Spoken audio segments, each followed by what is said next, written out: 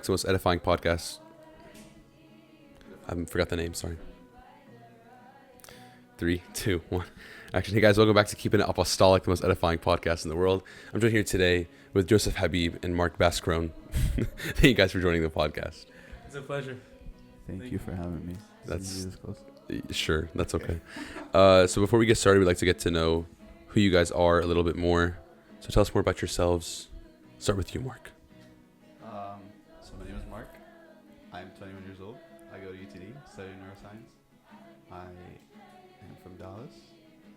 Yeah. This feels weird. I'm introducing myself to y'all, which, you know, it's weird. Great synopsis. Yeah, that's great. All right, Joseph, go ahead. Honestly, just copy paste Mark. I go to UTD, neuroscience, pre-med. I'm currently a junior. And yeah, that's you know, I love the church. That's a great way to put it. I mean, that. I hope that's true because that leads straight into my first question. So before we get into today's topic, I like to ask this question to all my guests. Because we all grew up in the church, there's always a moment or a time or something that happens that forces us to kind of take our faith seriously instead of just going through the motions and doing, you know, what we do as kids. So what was that moment for you guys? What was that time period in your life where something happened, you had to take ownership of your faith? Whichever one you all want to start. You can go first. Okay. Funny enough, Mark and I were we were rehearsing this exact question We were actually rehearsing it. 20 minutes ago. For me, I think I don't know if I can pinpoint an exact moment in my life, but I think it's when I started understanding what I was doing instead of, and I think that started really in my junior year of high school. College. Forgive me. When I became more independent. It wasn't mama and baba telling me go to church or read your Bible or pray. In high school, yes, they were like, did you pray? Did you? They were reminding me. But in college, they stopped doing that because they expected me to do it. And then when I did it, not being told to do it, it felt not only more I felt more responsible in a sense, but I felt more joy doing it. And I felt closer and connected to my faith in it's turned from being a chore. My going praying and my canon was turned from being a chore into something I genuinely looked forward to. When I woke up to pray and read my Bible but to understand the importance of it, and of course the liturgy. It used to be just something that I had to, every Sunday. It was something I checked off. But when I understood what was actually going on, okay, the Holy Spirit is ascending on the body and blood right now. This is actually genuinely happening. And when of course that comes with time, and of course being a servant, I had to my kids depended on me knowing my stuff. So in a way, just with my service, getting more serious in my service and maturing in a sense, that also my spiritual life, I thank God, by the grace of God, flourished. And you know, of course it's still a struggle sometimes, but by the grace of God, that's I think what really ignited my fire for my faith. I'm going to double down on that service point. I think, I've been serving since I was 11th grade, and you kind of also just go through the motions. But at a certain point, I was like, wait, these kids are relying on me. It's not just me taking care of my own spiritual life. I'm not responsible for somebody else's, not just one person, but 20, 30, 40 kids that are around me. Even during the liturgy, like you were saying earlier, it does become a little bit of a routine sometimes.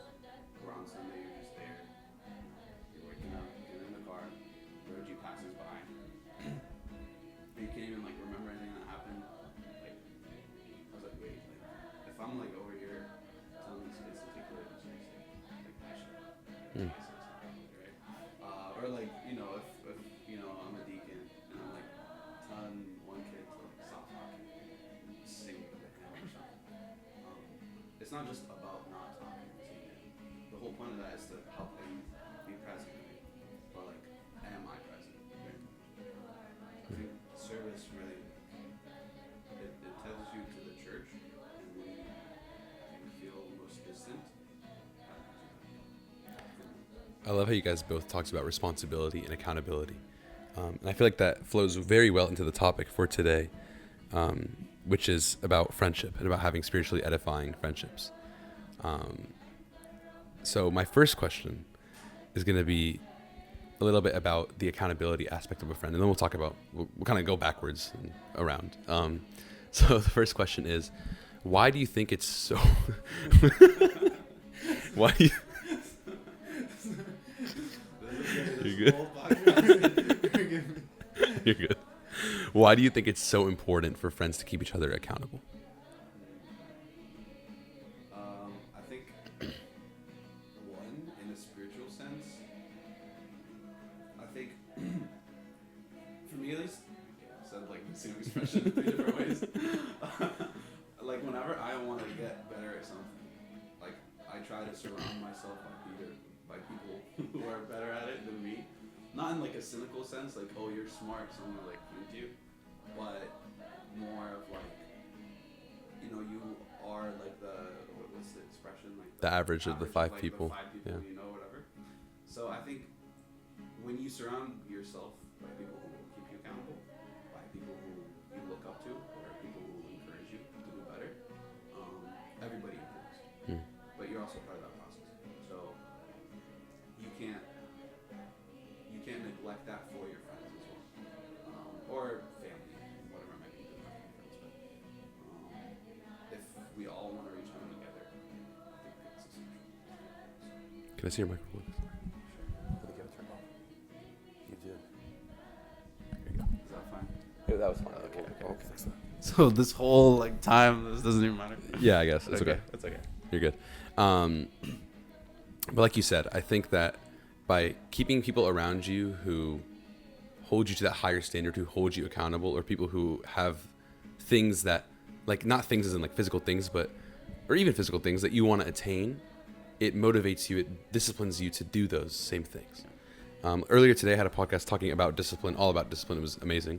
Thank you, Bishoy KB. Thank you for the suggestion. Of course. And part of what we talked about was that discipline is like a truth. It's a reality. It's a belief. It's not based on like emotion. That's like a lot about what motivation is. And I think that's what having friends that keep you accountable is like. It's another way of disciplining yourself, because those people are going to tell you, hey, this, you did this, and this wrong. This is how you should, fix it, or this or that. And there's no connection to your personal emotion with it, because they're not you. So they just tell you straight up, this is how it's going to be. This is what you're doing wrong. This is why you're doing it wrong. Things like that. Like, for example, last week I called Joseph about something, and and I'm not gonna lie, I don't know if you noticed, but like I was complaining, I was rambling, talking about this sucks. Joseph just said what he had to say, and I had no response. That was actually like once in a lifetime thing. Like, you'll never hear Isaiah not yapping. All right, Joseph. Good to know. No. It was just like to me, it was like realizing this is like real accountability.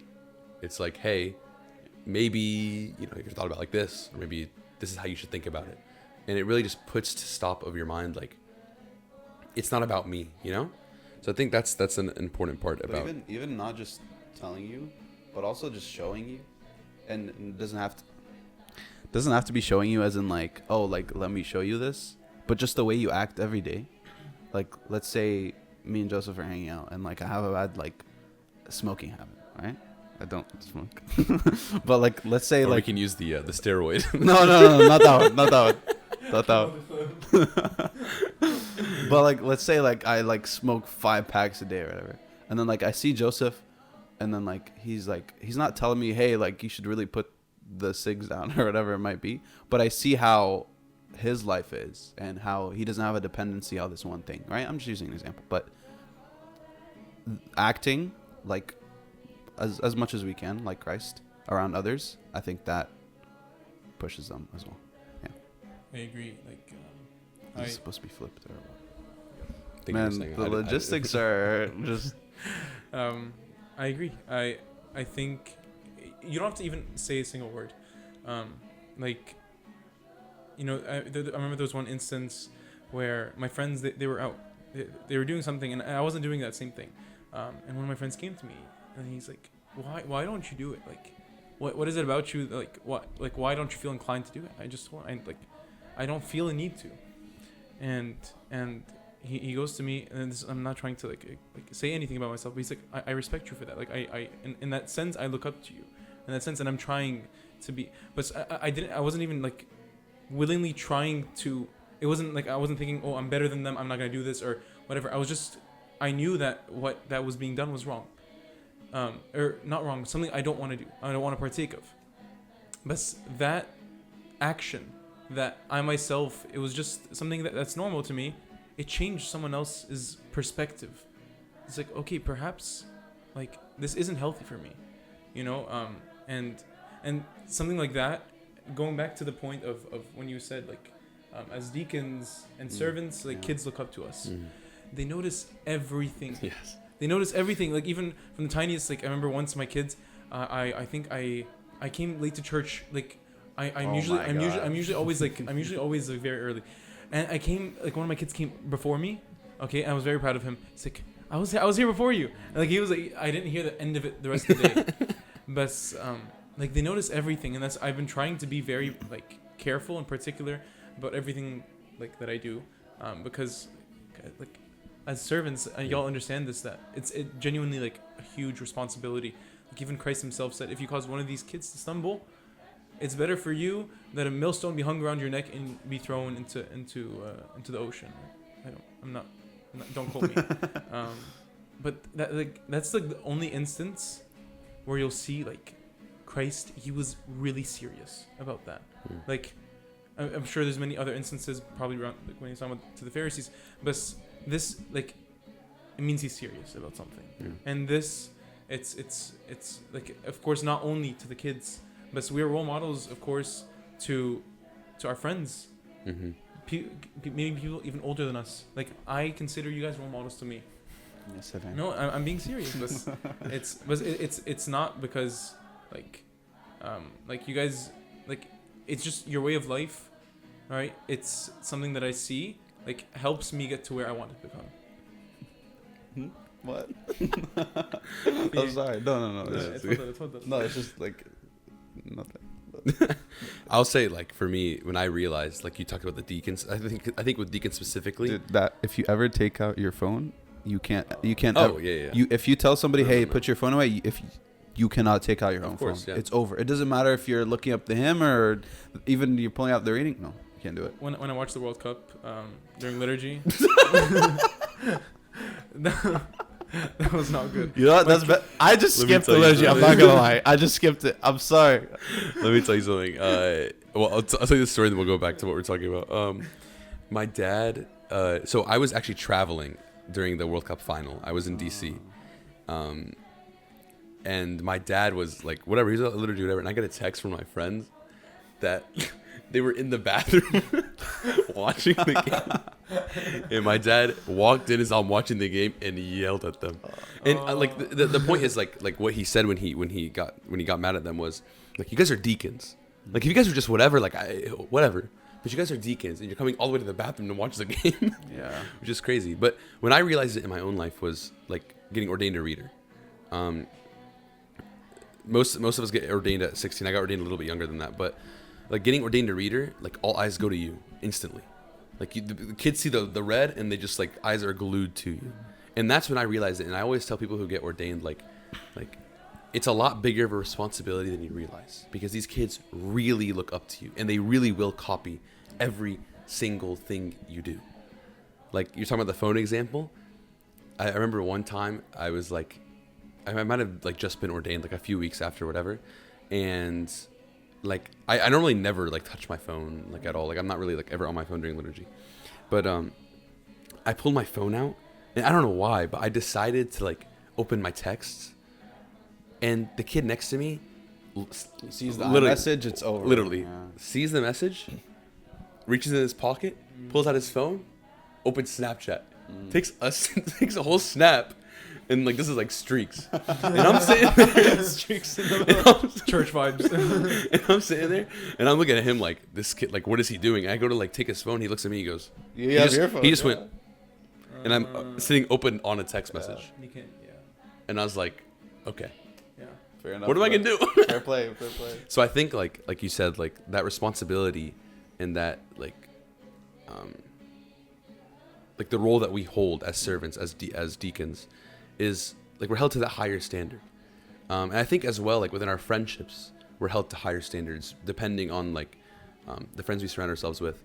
All of us serve on OCCM, and as part of that, like you have to be a role model of who Christ. Of course, all Christians have to be ambassadors of Christ, but as people who hold some sort of responsibility and the blessing of being able to serve God in that capacity, like we have that responsibility on us to be that beacon of light to the campus around us, as well as all the people that are like within our chapter and that we serve with as well.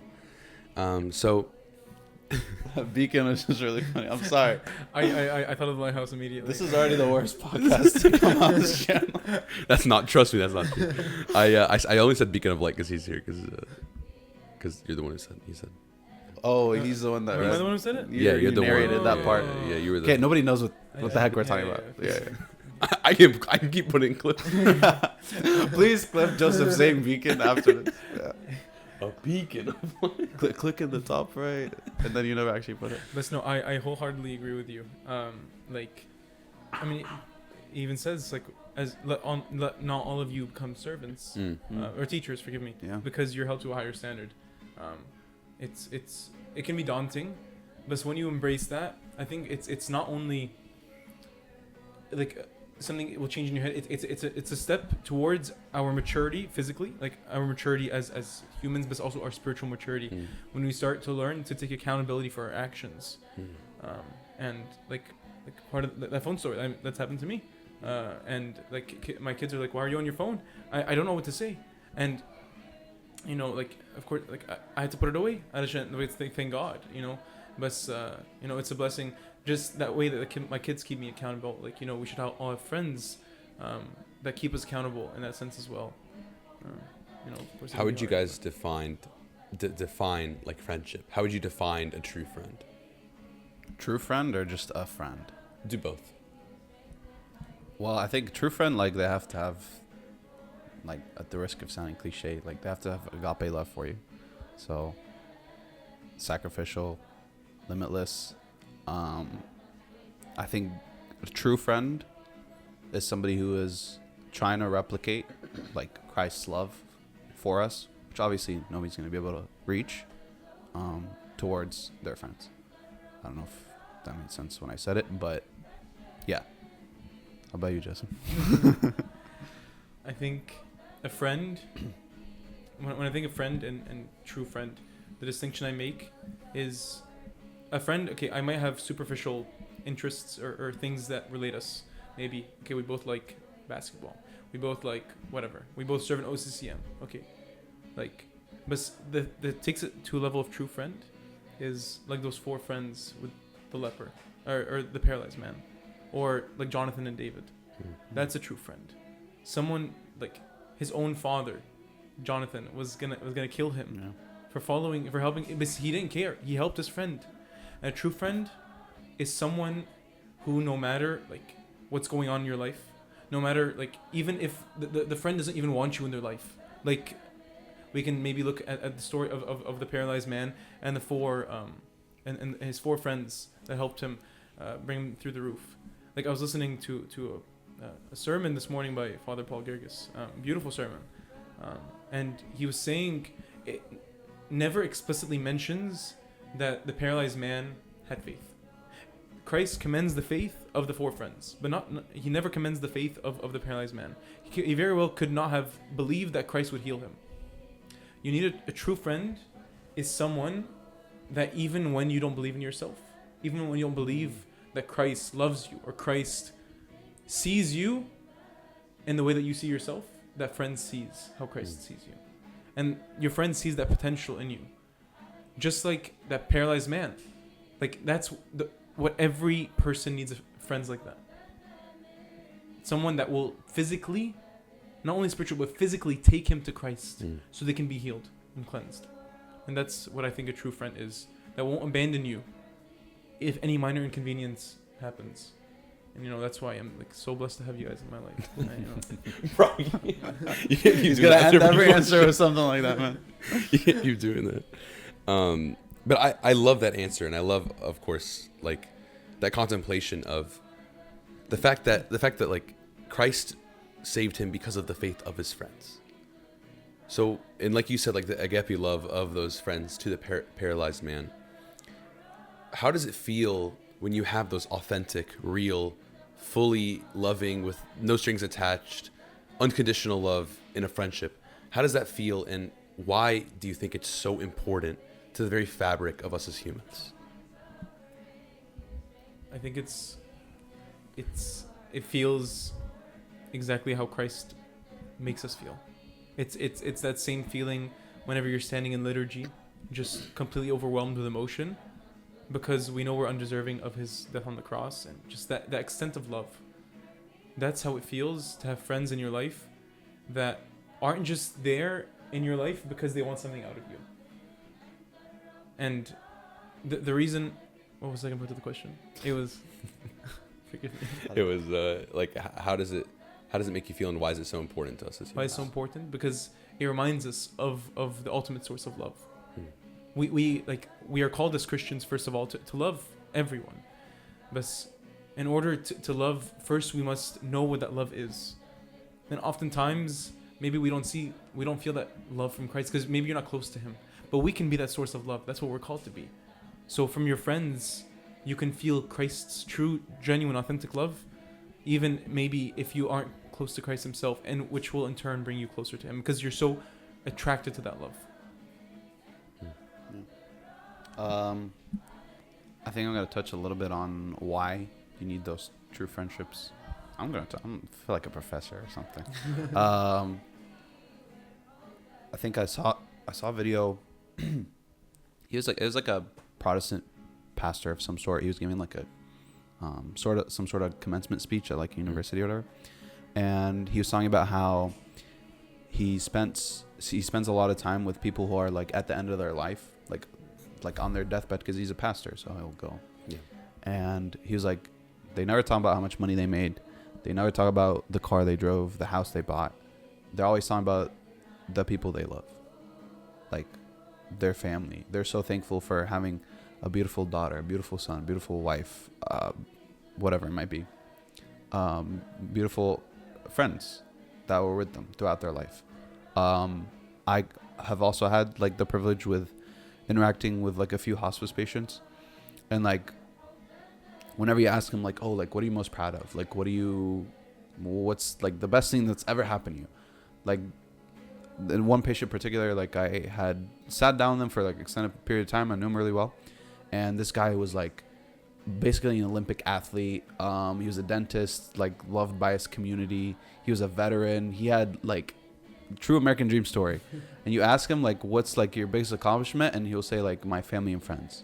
Like that, like raising my family and getting to know my friends, getting to know my neighbors, that was my biggest accomplishment. So I think if you are that person for people, like when they are on their deathbed and they can remember you fondly, that's why it's important. Yeah. I really like the point you made of, at the end of the day, like the only important thing in life are the people that are in it. It's not about what you do. It's not about what you have. It's about who you have with you when you do those things. Yeah. And so I agree. But there's also that aspect of the fear of losing a friend, the fear of losing those relationships and losing all the time and effort and love that you poured into that. How do you guys deal with that concept of the fear of losing someone or the reality of it? Go ahead. No, that's what. No. So damn, he just has to make me feel bad, man. I think as a person, like in general, I do everything I can. Like I'm a people pleaser essentially. So I I don't think you know what that means, all right? Like, I try my best. It's not a bad trait. Yeah, it's not. Not a terrible trait. Well, it Over- kind of is. It kind of like, is. No. Like to the far extent, it is. Oh yeah, to Yeah, the far yeah. extent. No. It's not like I don't go out of my way to like harm myself to like please other people, but in the sense that like it is kind of hard for me to like just be like, okay, it's fine, Like brush it off. yeah, it's okay. Like no, I go out of my way to like make sure they're comfortable and happy, or whatever. When sometimes like I really shouldn't. It's not my responsibility, or whatever. Or maybe I should. I don't know. But I think for me, like that with people essentially like leaving or entering my life, I like even if it's somebody that maybe they've wronged me in some way, or maybe they're just not somebody I should be around for whatever reason it might be, or like there really is no reason for me to be like go out of my way to I don't know, befriend them, I guess. I have hard time like not cutting people off, but like I don't know, I try to be as close as possible with like all my friends or whatever, and then sometimes that's not the best. So I don't know if it's a fear of people leaving, but it's more of like I don't want anybody to have a bad time because of me. So sometimes I assume like, oh, I'm the reason that this person is upset, or I'm the reason that this person is blah blah blah blah, and then like I go try and fix it. But sometimes it's not. Maybe sometimes this person just, you know, we're not meant to be friends or whatever it might be. What was the second part of the question? I've just been yapping. The whole question was, how do you deal with the fear of it or the reality of it? Oh, I guess I'm bad at that. I think like more recently I've tried to like kind of mature about it. Like it's okay. Like not everyone has to be included, and not everyone's needs have to be met. It's fine. Like especially in a group setting. Like to give a super trivial example, like if we're trying to get lunch or something, and it's like a group of 12 people, somebody will be upset, right? Like they don't want to get whatever food we're getting. But I'm always like the kind of person that's like, oh, it's okay. Like let's find a compromise. Let's move it to this time. Let's go to this place. Maybe you can get the restaurant next to it. I'm always the person trying to do that. But like sometimes like you just don't need to do all that. Like it's okay. They don't have to come that time. Or maybe they just don't want to hang out with the rest of us. That's fine. So yeah, I've been trying to remind myself, like if somebody wants to spend time with you, they will. If they don't, it's okay. Do you really think that's a bad trait to have in the magnitude that you have it in? I mean, I don't know. I haven't done enough like self-reflection to know how bad it is for me. I just know like I don't know. I always try to include other people, no matter like how well I know them. And then sometimes that's at the expense of like my own like mental peace, or at the expense of just like khalas, like it's okay, let go, like you know, it's fine. I'd say like a gauge of whether or not someone is meant to be in your life. I know this is kind of like varying from your question. It's I'm sure it's a very basic answer, like I'm sure you've heard this. It's whether or not they're taking you or bringing you closer to Christ, because that's our ultimate goal. I feel like every friend in your life has to serve that purpose in one form or another. And someone leaving your life, I like to believe that every person has their chapter in your life. There's some friends, as you go from a chapter to chapter, you'll have some friends that stay with you into the next chapter, and you'll have some that go away. Mm-hmm. Kind of like a book. There's some side characters. You're the main character, okay, in your own story. In the least narcissistic way possible. Hold on. In the least narcissistic way possible. It's okay. But if I truly believe that even though perhaps they don't stay in your life, they served a purpose. Mm. They served a purpose, or you served a purpose in their life. Like I truly believe, I don't believe that like there's anyone that enters your life that's not there for a reason. And I'm looking back at previous friendships or whatever in my life. Every single friendship I've had has shaped me into the person I am today. And thank God, like my current friendships as well, they continue to shape me and bring me to that person that Christ wants me to become. So I believe that bearing that in mind, that okay, it's hard to deal with the thought of someone perhaps being so close to you, someone you've known for decades even, All right, you've been best friends with, but people grow apart. Like, if it's God's will for them to be in your life, then so be it. If you know that you're doing everything in your hands, if you're doing everything you can to keep this relationship alive, but it's not going that way, then that's God's will. That's God's will that, like, okay, their time has been served in your life. Okay, then someone else will come and will serve another purpose. So we should be at peace with that thought. Jumping off what you said earlier, how you said like how every friend should lead you to Christ. I like truly believe that with all of my mind, but acting on it is a lot harder. I think again it ties into that, like, okay, like I want everybody around me to be happy to be around me, essentially. But there are friends that you need to be like, hey, like in your head, you're not gonna go tell them, hey, you're pushing me away from Christ. But in your head, you should set boundaries. Like, I shouldn't go to this place. I shouldn't hang out in this setting. So how do you guys like? I flipped it. I'm the podcaster. I'm the podcaster. I mean, y'all look alike. Y'all could actually, like, if you wear glasses, you're the same person. Thank you. I'm honored to look like I said. The honor is mine. So like, how do you guys like deal with that? Like, there are friends who are not bringing you to Christ, and maybe they're doing the exact opposite. So what do you do about that?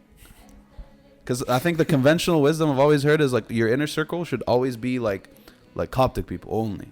No. I don't agree with that at all, actually. I don't either. But like, how do we solve this problem that we have? I don't think someone has to be a Christian to bring you closer to Christ. I know that's a very, very hot take. No, I think that's valid. But there are definitely people who can bring you closer to Christ just through the love that they show you as a human being. And this actually leads into my next question, so thank you. But like, friendships are a reflection of divine love, like we talked about earlier. Like friendships, true friendships, are a reflection of Christ's love in us. You don't have to be a Christian to show. You have to be a Christian to show the love of Christ, but you don't have to be a Christian to show an immense amount of love, right? We know people who are very loving, who aren't necessarily Christian, or who are Christian who don't really take it seriously. What I'll say for like whether they bring you closer to God or not, if you feel like a friend or a relationship or a person or whoever is taking you away from Christ, there's two things you have to do. The first thing is pray. I know like that's like a Sunday school answer, and like it's like It works, man. like it's like it shouldn't even have to be said, It's overpowered. but of course, like Sure, it's nerf prayer. Not really. Like. clip that. But like prayer is unmatched. Prayer genuinely is unmatched. So that's definitely the first thing. Is to not just pray for like, oh, what do I do? But pray for their salvation. Pray for this other person's, what they're going through and whatever is happening. Because there's always like a second side to every story. And then I think the second thing is to just love with no strings attached. To just give fully, like to fully love of yourself. Today I posted a podcast with Buddha Anthony Messa, and we were talking about like the Orthodox faith in a modern world. And I was asking him about why people in the West have this idea that the church is like trying to like get them, like it's not like it was like trying to like hook on, Yeah. like just like gain members or whatever. And he said the reason why is because we don't show true love. We don't show that love with no strings attached. Like, we shouldn't have to tell people that we love them unconditionally. We shouldn't have to tell them that. Like, if you love someone unconditionally, like, the people who love you unconditionally, they don't have to tell you that. So us as Christians in this world, people who are friends, people who like us, don't like us, whatever, we should love myself first. We should love unconditionally. And of course pray. I feel like prayer goes without saying, but I feel like we have to say it. So I think the thing I've always thought of is like, if this person is like an unbeliever or whatever, I think distancing yourself from him or her or whatever as like a form of self-preservation might make sense initially, like if you are super vulnerable. But I think in most settings, like that's an opportunity to like we're not gonna, just because we're good Christians, every single person we know that's not Christian is gonna go and get baptized because they see how holy we are, right? That's not gonna happen. But at the very least, maybe they'll think about it. They'll maybe at least question it. Maybe they'll talk to you about it. Maybe they'll come to church once or twice or 3 times, and they won't ever think about it after that. But that's fine. I think, God reaches everybody in His own way, and if you're part of that, I think it's foolish to turn down that chance to like cut everybody off who's not, actively bringing you to church with them. Yeah. Go ahead. No, No, go ahead. I was just gonna say I agree with that point. It's pointing towards me. Go on. I agree with that point that Sorry. that like the last point you made, that not everyone who goes to church like will forgive me, that not everyone who doesn't go to church shouldn't be your friend, like Yeah. because I remember I had some school friends, this was a while back, I believe in high school, and I remember like I went to his house. He was atheist, and we kind of got into the conversation about God. I've been kind of like talking to him about it like a little bit prior to that, but like this became as like a more serious conversation. It was two of them, and one of them actually was Christian, and like he started becoming atheist, and we got into that conversation. But then I started saying things that I never thought I myself even knew about my faith. It was 100% the Holy Spirit speaking through me, but like that encounter, that conversation really helped me in my faith as well. He did nothing. He was merely there, but like my friendship with him, it helped me learn more about my faith and learn more about myself. And so again, just kind of going with that point, and just it's not only like Christian friends that can bring you closer to Christ. God works in mysterious ways always. And I'll add to that with another story. I have a really good friend from school. She like grew up Catholic, and then now like doesn't really do like not really Christian, kind of like atheist, doesn't really care for the whole thing. And like last year, like we got into like a lot of conversations about like who Christ is, and like who God really is and why God and all this, because like the first thing people find out about me is I have a podcast, and then what's it about? Oh, it's about Orthodox. What's that? So you have the normal conversation. And just over time, just continuing to ask and like talk and probe and just like never like. The key is to not make them feel like you're judging them. The key is to just tell them about God, because I love God so much. I just want to share it with you. And like over time, like it's still like obviously like a work, and it's still like God is still working through like a situation. But like she started coming to OCCM. She started like hanging out with like Coptic people a little bit more. Like, and you can tell like her heart is more softened to it. Like as her heart was hardened before, now it's softened to it. Is she like fully like Christian, like in the deep end, like in her Bible every day? No, of course not. But like just seeing that happen over the past year and a half now has been like insane. That someone who was out of the church, not really into it, like the fact that whatever they happened to see in me and then in all the other Coptic people on campus, that made them soften towards it a little bit, like gave me like more proof for my own faith, like gave me more faith in my own faith, which is crazy. You think about that, right? And so I just wanted to share that. I think that's like, again, like they don't need to be Christian or Copts. They definitely don't need to be Coptic to be closer to God, but they don't even need to be Christian. They just need to be people who, take that step. That's why I love tabling events. I remember for JAD, Jesus Awareness Day. It's like a thing. If you're not familiar, it's a thing with OCCM. It's like a region-wide event that we did, and it was a really big thing at UTD. Thank God. Like of course all across OCCM, but UTD was a great success. And I remember there was one person who came up to me, and I will never forget this. And I remember he was Hindu, I believe, but he came with like a genuine like interest, and he came to me, and he asks me, like after we talked a little bit, he goes to me, and he's like, "What is your favorite thing about your faith? Like why? What attracts you to your faith? Like what is it about? What is it about your faith that I can't find anywhere else?" And dang. It was a very profound question that I've never been asked before, and I never even thought about before. So I was like, please give me a sec. I thought, and then it was like, undoubtedly, like if you look at any other religion, like especially Islam, like you'll see their definition of God. It's not a loving God. It's a very harsh God, one that you'll be judged for every action you do, and And if you look at like Hinduism, their gods are like violent and all these things. And if you look at like the only religion you'll find that God is truly loving, like the true definition of love, capital L, is Christianity. And I told him, like, no matter how much I sin, no matter whatever I do, nothing will ever change how much he loves me. And that's the most beautiful thing about my faith, that my Lord loves me to the point where he came down and died. So like, I yapped, but that's one, like, why I love, like, it's the most random encounters that can really like just deepen your faith. And that was really like a moment that I just thank God. Yeah.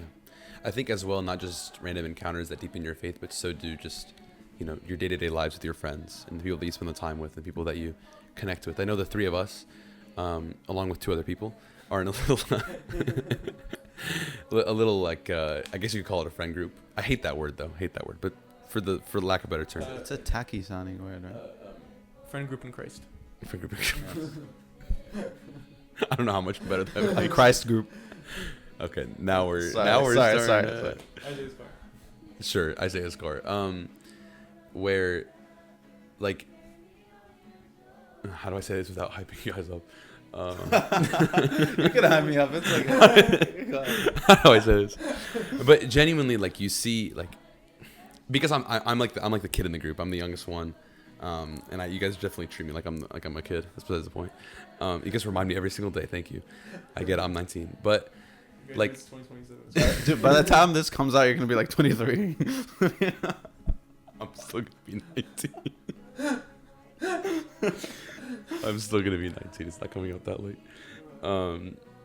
Just because you said that, I'm gonna wait till I'm 20. No, please. Just because you said that, you have to wait till April.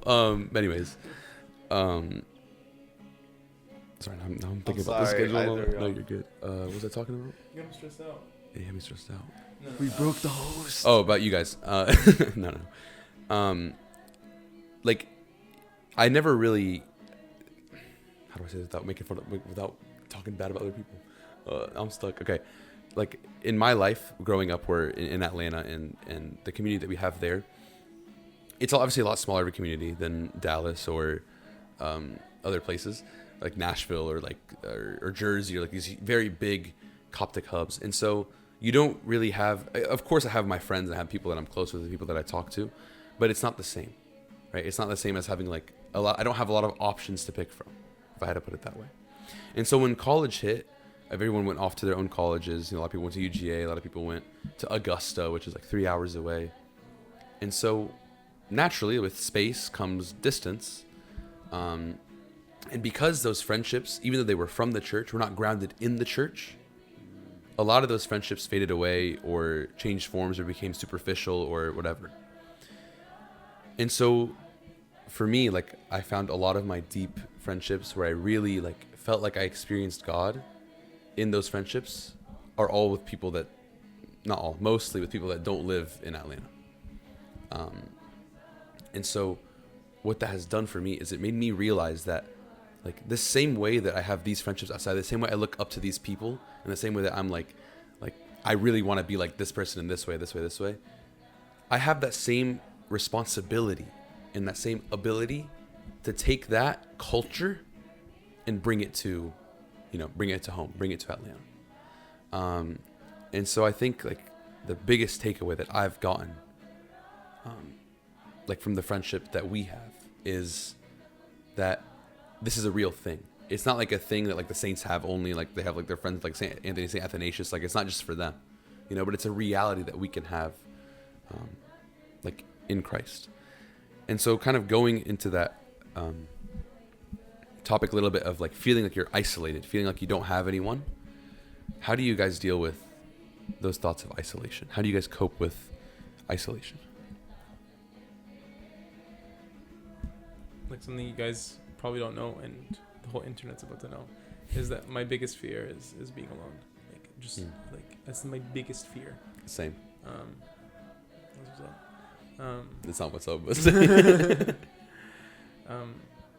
something that's really helped me. Of course, it's something I still struggle with sometimes. That, especially during a period where I was studying for this terrible exam called the MCAT, and I really distanced myself from a lot of people. really like not willingly, because like when you're studying 10 hours a day, just for this exam that basically decides your future, it's like really high stakes. And Mark studied for it as well. He can vouch. How was that for you? Super fun. Super fun. Yeah. 10 out of 10 would not do again. But I Thank felt God. really lonely. I felt genuinely in that point, like, for lack of a better word, depression. Like a feeling of overwhelming just being alone. I can't find the verb for it. Emptiness. Emptiness. Thank you. And just what really helped was having friends who reached out to me. Friends who FaceTimed every Monday and would not stop calling me, even when I was studying, and forced me to call them back. I'm sure you needed the break at that time. However, No. I'm not like. Joseph, it's 10 p.m. on a Monday. I'm so thankful. Like, I'm telling you, if you guys didn't push me, I wouldn't have done it. But it's having friends like that who, they understand, okay, yes, you have your future. You have this exam that, yes, decides your future. But we need you to come spend time with us. It's not healthy for you. And I'm so blessed to have this friend group, Christy and Rita as well. And my family. My family, like, they made it an emphasis and a point to spend time with them. It's like not always that I can just be in my books. It's not healthy for me. So what I would say is there's always people in your life that love you and are there for you. There's always. And if not, then you have your Lord always there for you. And that for me was very reassuring. Like I knew, at least in prayer, that of course he's there with me always, but I'm still like weak in my faith, that sometimes I only feel him in prayer. And in prayer I felt really comfort. But thank God that he provided me with people in my life that made me feel that comfort throughout the day. I think even if you can't find those people, God will send them to you.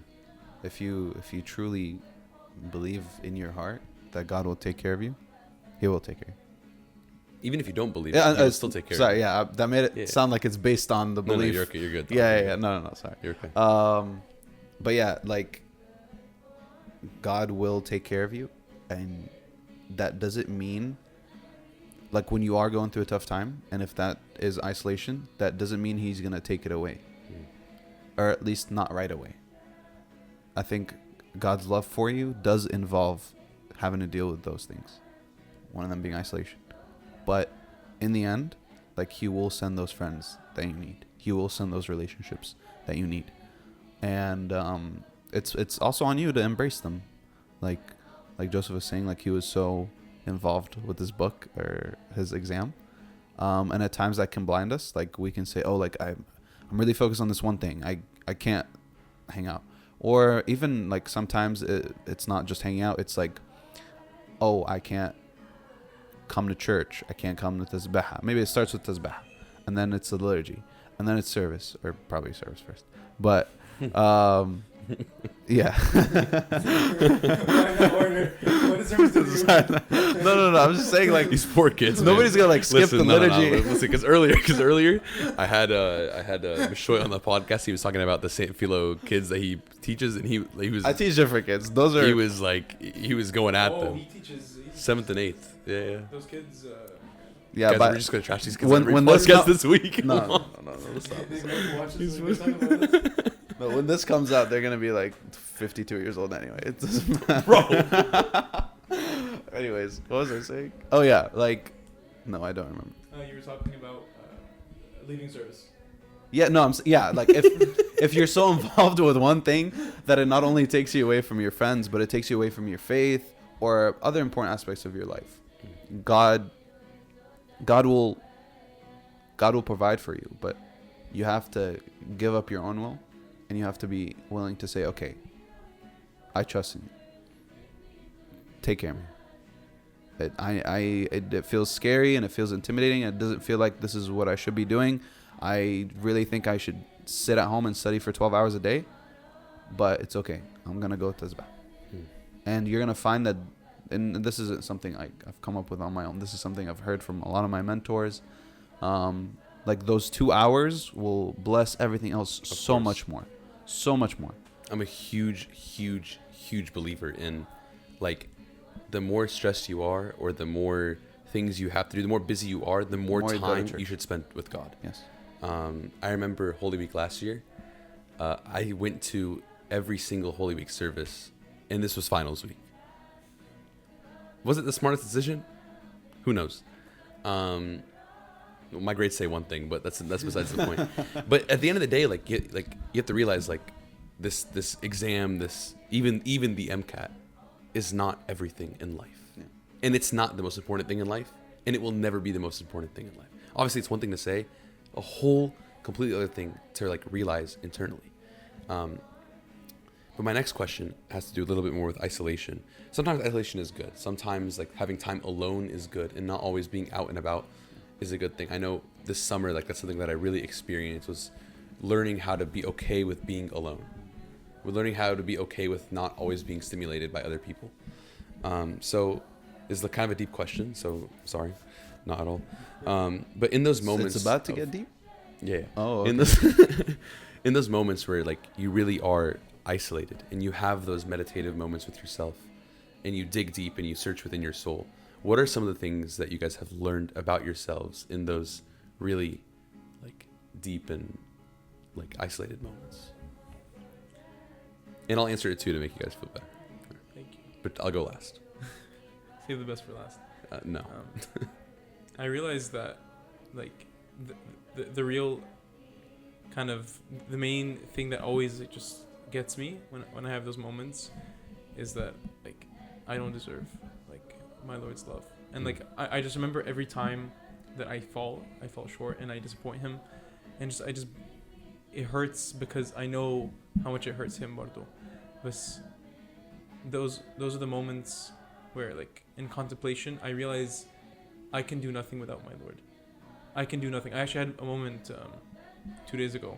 My car, I was gonna send Jill something. My car wouldn't start. Okay, the battery died. Like, this was Wednesday. Yes, and I remember, like I was trying to, like, start it. Okay, and it was like it wasn't starting, and, like, I was like, Lord, like, I don't know what I did. Okay, but I had a prayer. It started immediately. Thank God. Literally the whole ride there, I was like, Lord, just a realization came to me. I was like, I can do nothing without His grace. Like, by His grace alone, this car started. And the only reason this car started for the past 2 years, the length I've had it, every single time, is by His grace. Easily, it could not have started. The only reason I get up in the morning is by His grace. The only reason I have the friends I have in my life are by His grace. The only reason I have food in my life is by His grace. The only reason I have my education is by, everything is by His grace. Like, He could easily just take it away. It's so easy. But He chooses not to. Even though we keep disappointing Him. And I think that's a core realization. And it's something that really has transformed my life, and it's something that I pray for, for Him not to take away His grace, because without His grace we are uncovered, and we're prone to all attacks of the devil. Supposed to go after all that. I didn't know. I think one thing I've definitely learned, it's normal for us to depend on others. Like, it's normal. Like, you need those relationships. Mm-hmm. You can't exist on your own. And, like, almost, like, sometimes you almost feel guilty for feeling lonely or for feeling isolated. Like, oh, I shouldn't feel this way. I should just suck it up, right? But that's not the way we're meant to be, especially as Christians. Like, that community that you have with other believers or anybody that's in your life is important. You can't be, like, a human being on your own, if that makes sense. Like, if nobody else existed, you wouldn't be, like, the same creature, right? Like, so much of, like, our biology and all this stuff is built because, like, we interact with each other so much. So I think I've realized that, like, God gives you all these people in your life for you to take advantage of them, right? Not literally take advantage of them, but you know what I mean. What they have to offer. Yeah. Like, surround yourself with others, and surround yourself with others that love you so much that you can only love them back. And learn how to love because of their love, right? So Yeah. I want to do a quick rebuttal to that Go ahead. claim that you said, surround yourself with people that love you. Mhm. Of course, surround yourself with people that love you, but I think Christ will sometimes give us those challenges, people who may not love us unconditionally, like Mama Baba and Isaiah and Mark. And I think that's part of it's a step towards another step in reaching your next level in your spiritual life, where perhaps I have someone in my life who is jealous of me for so and so, or someone who despises me for this certain action that maybe we had a dispute and it never got resolved, but they're still in my life. God keeps them in your life for a reason. I feel in order to to practice that virtue of perhaps patience and this. I'm sorry. Yeah. You weren't saying that. But. No. Yeah, definitely. It's not that you push those who don't love you unconditionally away, but the fact that you realize the importance of those people. Yeah. But yeah, like the people who test your patience or whatever it might be, they're also very important because, like I always, I've heard, I don't know, remember where I've heard this, but like it's kind of stuck with me. But like, be the kind of person that you want to be around. Like if I'm hanging out with this person, like the people around me, how do I like when they act a certain way, right?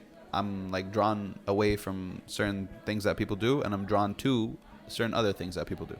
Those other things that you're drawn to, try to incorporate them into yourself.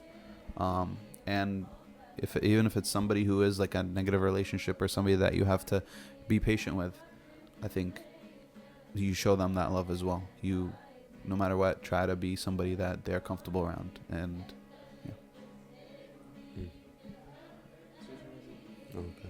Mine is very off topic from the friendship thing, but it's okay. It's a line from the fraction of only begotten Son. Visualize his wounds before you and take refuge in them.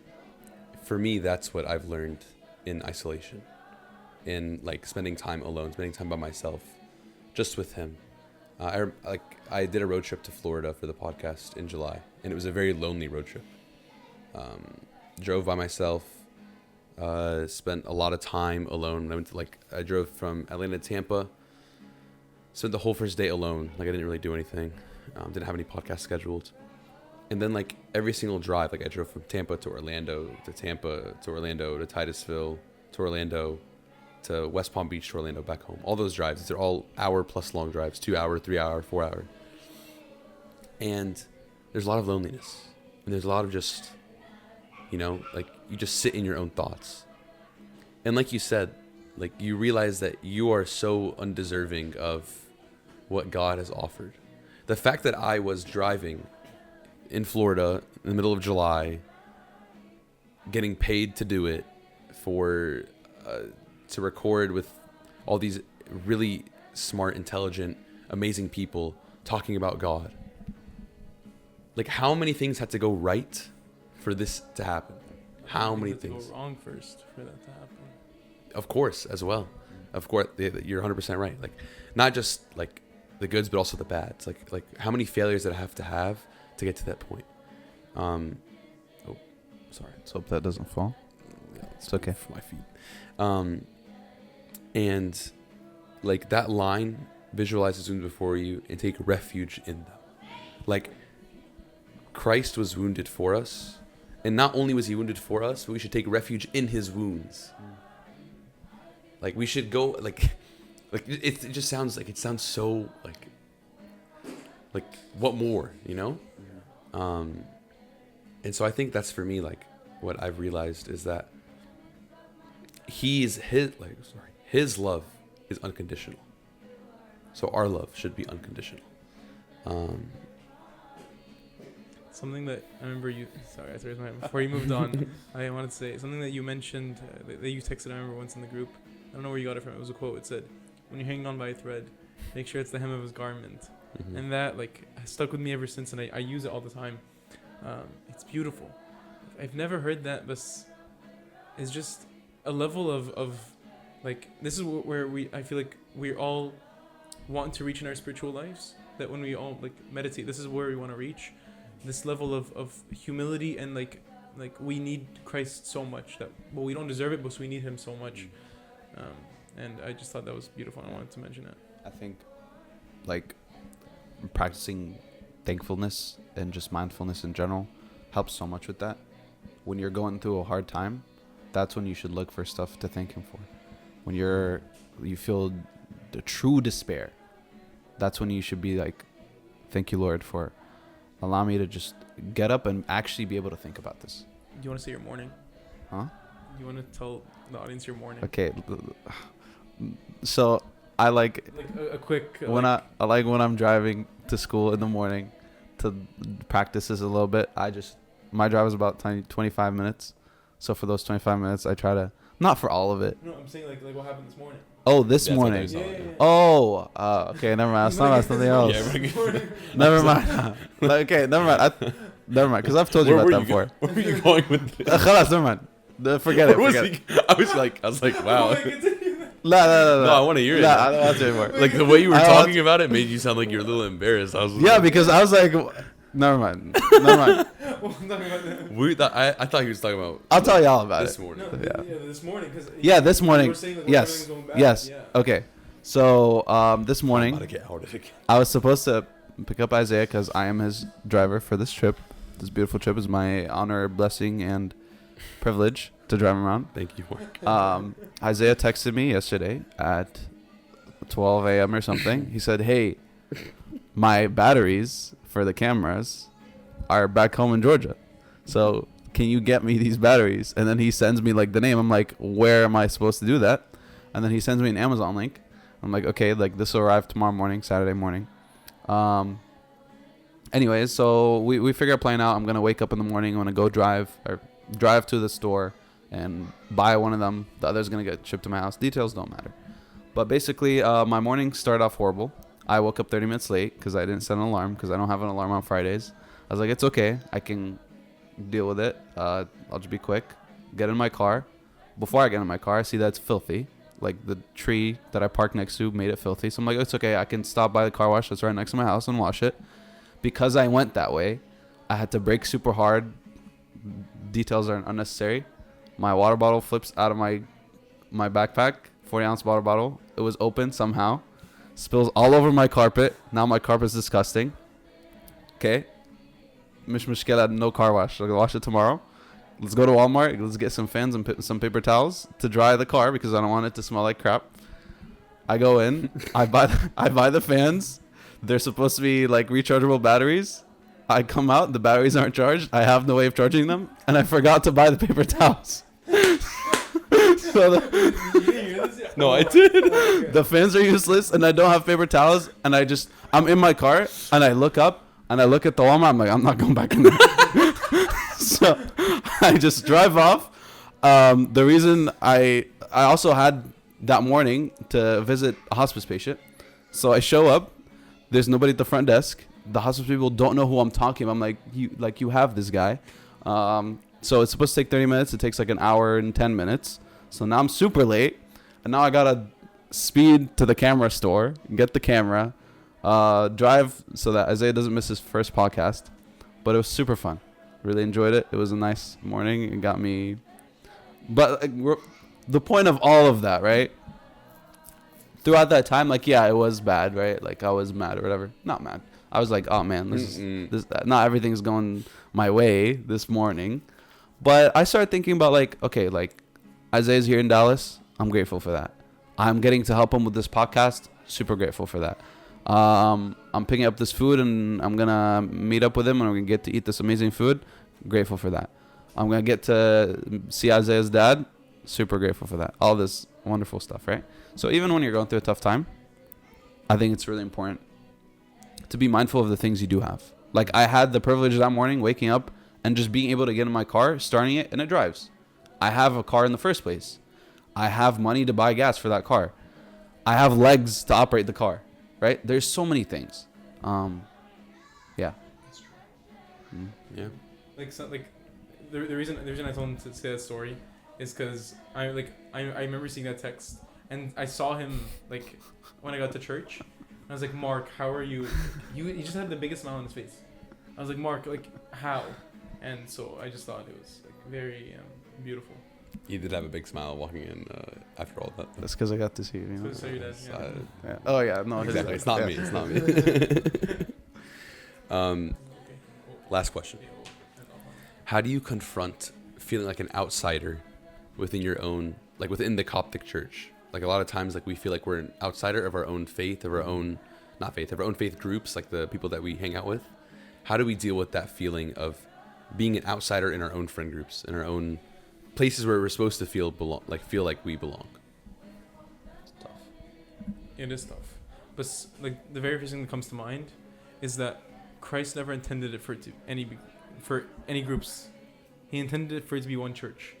No groups, not a Coptic church, not an Indian Orthodox church. Like, of course, those are like from the region, but he didn't intend for it to be Eastern Oriental Orthodox or Catholicism. He intended for it to be one church. So, what I bear in mind is, I feel disconnected from my culture. أنا العربي بتاعي, like you see it. I basically just said عربية. Little fob over there. He's giggling. I'm just good at Arabic, bro. What Like, was the instrument that like you knew what was called? It was. what? Oh, he didn't. Okay, he doesn't know what oud means. Bro. Like, he didn't know what Coptic oud mean. Come on, dog. Like, he was That's in like, the background of all my podcasts. Shout out Coptic. I thought it was a person. I mean, it is a person. But like, Okay. it's a person, but we're like veering off. Sorry, forgive me. shout out Coptic oud. But what like I bear in mind is, as long as I know, like I am doing what I'm called to do as a Christian. So I'm living my life as a Christian. Then, mafish groups. If I see others living as Christians, maybe they're not Coptic Orthodox. Okay, perhaps they're Greek Orthodox.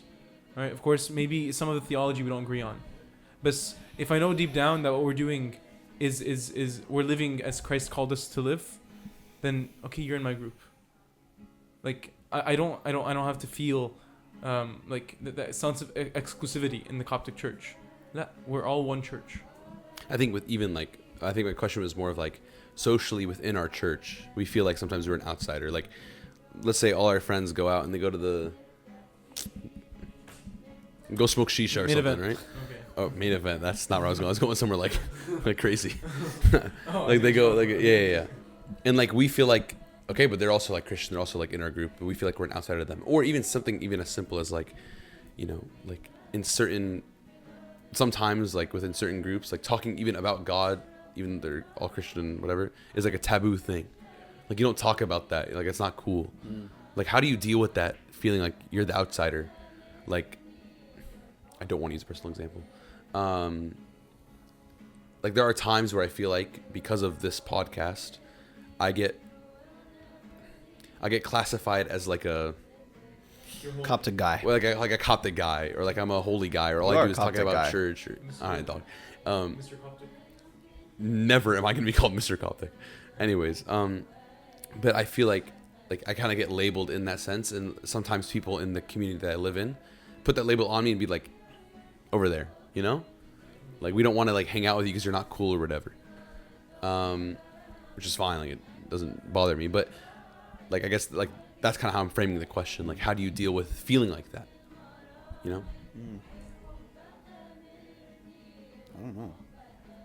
I think the one thing you should for sure do is it's okay to feel uncool, whatever, for that long, because I've been on the flip side of that, where I felt like, oh, I was cool, and this is a church person, or this is a church event, and that's not fun, that's not cool, right? But with time, and everybody's timeline is different, they'll actually be attracted to that, and they'll hopefully find it within their own hearts to seek out God. And then when they see you as like an accessible example, like, oh, this person who I've been all this time thinking is so uncool because they love church, maybe I should go talk to them, maybe I should hang out with them. So if you're the first person to do that, it's okay. And maybe amongst your own friends, you'll start getting pushed out because of it.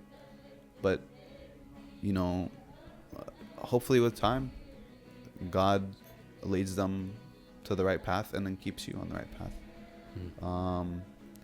How do you deal with that feeling, man? I don't know. I think I love Mark's answer, and adding on to it, just to deal with the feeling, we remember that that's what we're called to do as Christians. Like Christ himself went through those same exact things, that his own creation, the people he came for, are the ones that rebuked him, and he felt like an outsider. But he found people that loved him.